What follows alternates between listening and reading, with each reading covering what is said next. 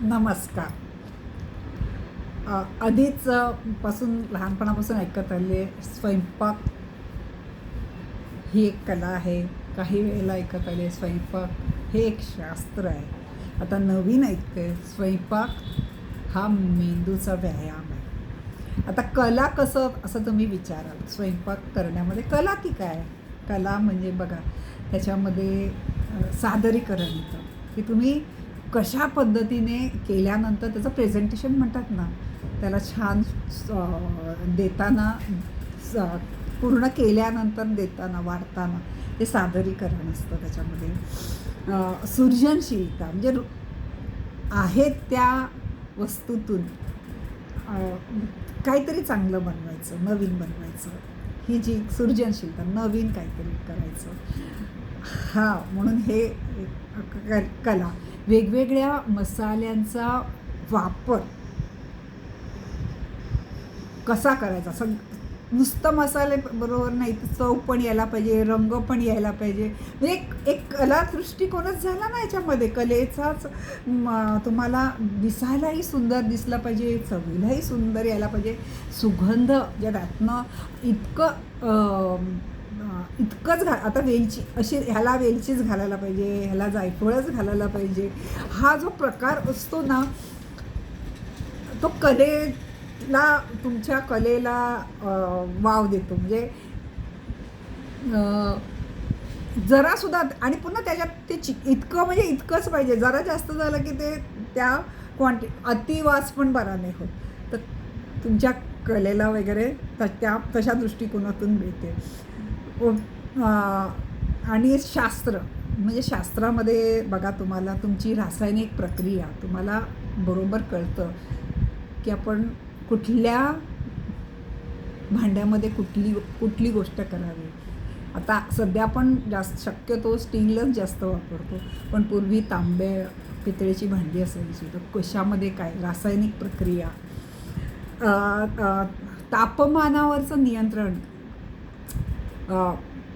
खाली ज्योत किती असावी, त्या भांड्यांचं आकारमानाप्रमाणे, त्याच्यात असलेल्या वस्तूप्रमाणे, प्रमाणबद्धता, मगाशी मी म्हणाल्याप्रमाणे मसाल्यांची वगैरे प्रमाणबद्धता, म्हणजे मोजून मापून, जसं शास्त्रज्ञ करतात ना, त्याच्यामध्ये त्यांच्या लॅबॉरेटरीमध्ये हे मोजून मापून घातलं जातं. मग ही तुमची घरातली तुमची स्वयंपाकघर एका दृष्टीने लॅबॉरेटरी असते. मोजून मापून घालायचं.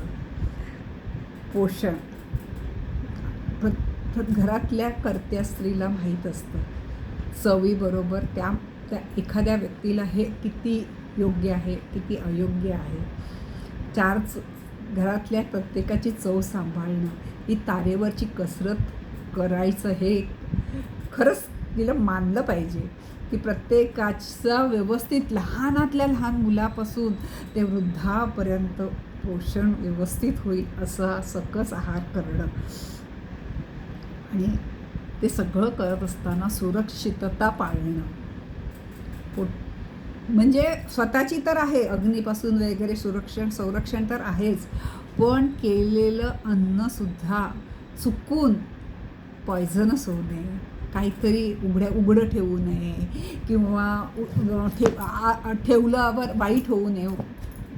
बरोबर एवढ्या तापमानामध्ये शिजवावं, करपू नये वगैरे. ह्या ज्या छोट्या छोट्या छोट्या छोट्या गोष्टी आहेत, तर म्हणजे कलाही आहे, शास्त्रही आहे. आणि परवा एका माणसाने सांगितला, हा मेंदूचा व्यायाम आहे.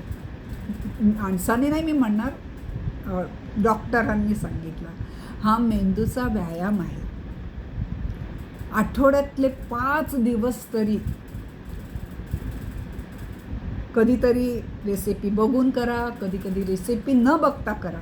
बघू नका, रेसिपी वाचा आणि मग तुमच्या मेंदूला त्याचा आठवण करून त्या आठवणीप्रमाणे रेसिपी बाजूला न ठेवता किती तुम्हाला आठवते ती कृती, अशा पद्धतीने करा. त्याने तुमच्या मेंदूला, जसं तुमच्या शरीराला गरज आहे व्यायामाची, तशी तुमच्या मेंदूलाही गरज आहे. आणि हे केल्याने तुमच्या शरीरामध्ये डोपामिन सहजतेने वाढतं, जे गरजेचं आहे सकारात्मक राहण्यासाठी, आनंदी राहण्यासाठी. चिडचिडून नका करू, थोडंसं करा पण व्यवस्थित करा, मन देऊन करा, स्वतःसाठी करा. चव, सुगंध आणि दिसायलाच प्रेझेंटेबल, दिसायलाही सुंदर. मग कोथिंबिरीने, डाळिंबाच्या दाण्याने हे करतात, काही लोक बीट वगैरे, बीटाचा कीस घालून, खोबऱ्याने, जी तुमच्याकडे आहे, जे म्हणजे घरात जो सामान जे काय आहे उपलब्ध त्याचा वापर करून करा. आणि म्हणजे मी खरंच ह्या बाबतीत जुन्या बायकांना खूप मानते. म्हणजे आता माझी आई म्हणा, माझी सासूबाई म्हणा, मी खरंच त्यावेळेला फ्रीज नव्हता. म्हणजे आता कसं सामान आपण भाज्या बिज्या पण भरून ठेवू शकतो काय, पण त्यांचं आठवड्याचं कालमापन किती व्यवस्थित असायचं.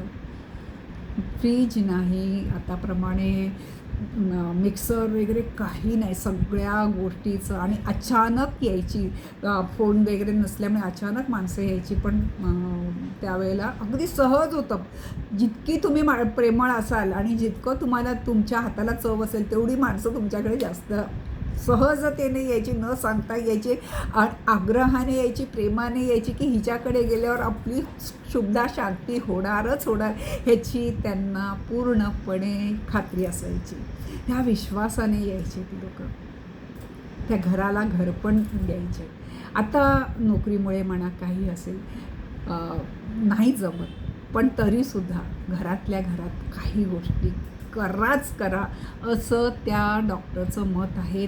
त्या तुम्ही सगळं रेडीमेड आणलं तर त्याने तुमचा डोपामिन वाढणार नाही. जे तुम्ही कराल, स्वतः त्याचा आनंद घ्याल, ते प्रोसेसमधून जाताना त्याचा वेगवेगळ्या प्रकारे त्याचं तापमानाकडे लक्ष द्या, त्याच्या किती पाणी हवं, किती हे हवं, रंग, म्हणजे एका दृष्टीने त्याने सांगितलं स्वयंपाक हा सुद्धा एक नुसती जीवनपद्धती नाही आहे, ती तुमची आरोग्य चांगलं ठेवायला एक उपचार पद्धती आहे. मला हा विचार त्यांचा खूप आवडला. उपचार, स्वयंपाक नुसतं कला नाही, शास्त्र नाही, तर ती उपचार पद्धती आहे.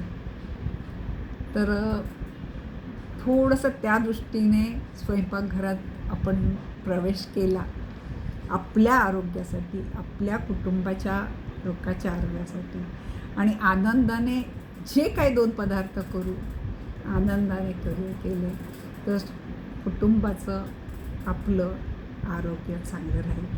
तुम्हाला हा माझा विषय कसा वाटला सांगा.